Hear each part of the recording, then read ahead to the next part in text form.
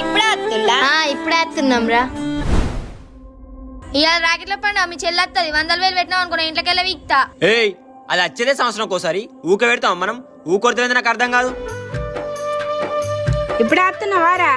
మొత్తం అచ్చడే పని చేసిండు కదరా. ఇప్పుడే వస్తున్నాం అక్క. అన్నయ్య అగు చెల్లి వచ్చిరాయే దా దా దా అల్లుడు దా దా దా దా దా దా ఎడకెడక్ దా రారి. వదినా మంచున్నావా? ఏదో గిట్లున్నాం.